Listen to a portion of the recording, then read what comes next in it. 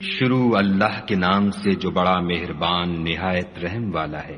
ہم نے نوح کو ان کی قوم کی طرف بھیجا کہ پیشتر اس کے کہ ان پر درد دینے والا عذاب واقع ہو اپنی قوم کو ہدایت کر دو۔ انہوں نے کہا کہ بھائیو، میں تم کو کھلے طور پر نصیحت کرتا ہوں کہ خدا کی عبادت کرو اور اس سے ڈرو اور میرا کہا مانو۔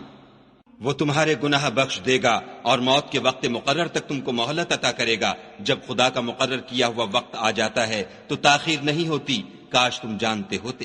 جب لوگوں نے نہ مانا تو نوح نے خدا سے عرض کی کہ پروردگار، میں اپنی قوم کو رات دن بلاتا رہا، لیکن میرے بلانے سے وہ اور زیادہ گریز کرتے رہے۔ جب میں نے ان کو بلایا کہ توبہ کریں اور تو ان کو معاف فرمائے تو انہوں نے اپنے کانوں میں انگلیاں دے لیں اور کپڑے اوڑھ لیے اور اڑ گئے اور اکڑ بیٹھے۔ پھر میں ان کو کھلے طور پر بھی بلاتا رہا اور ظاہر اور پوشیدہ ہر طرح سمجھاتا رہا، اور کہا کہ اپنے پروردگار سے معافی مانگو کہ وہ بڑا معاف کرنے والا ہے۔ وہ تم پر آسمان سے مہ برسائے گا اور مال اور بیٹوں سے تمہاری مدد فرمائے گا اور تمہیں باغ عطا کرے گا اور ان میں تمہارے لیے نہریں بہا دے گا۔ تم کو کیا ہوا ہے کہ تم خدا کی عظمت کا اعتقاد نہیں رکھتے، حالانکہ اس نے تم کو طرح طرح کی حالتوں کا پیدا کیا ہے؟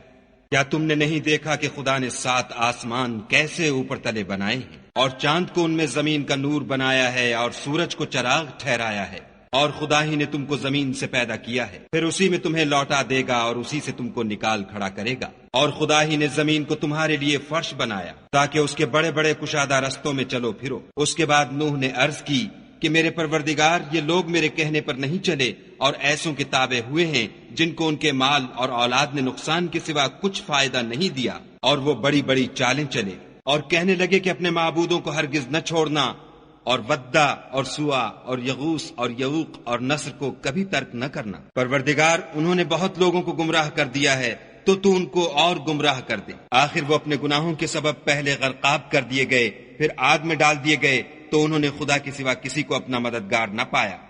اور پھر نوح نے یہ دعا کی کہ میرے پروردگار، کسی کافر کو روئے زمین پر بستہ نہ رہنے دے۔ اگر تو ان کو رہنے دے گا تو تیرے بندوں کو گمراہ کریں گے، اور ان سے جو اولاد ہوگی وہ بھی بدکار اور ناشکر گزار ہوگی۔ اے میرے پروردگار، مجھ کو اور میرے ماں باپ کو اور جو ایمان لا کر میرے گھر میں آئے اس کو اور تمام ایمان والے مردوں اور ایمان والی عورتوں کو معاف فرما، اور ظالم لوگوں کے لیے اور زیادہ تباہی بڑھا۔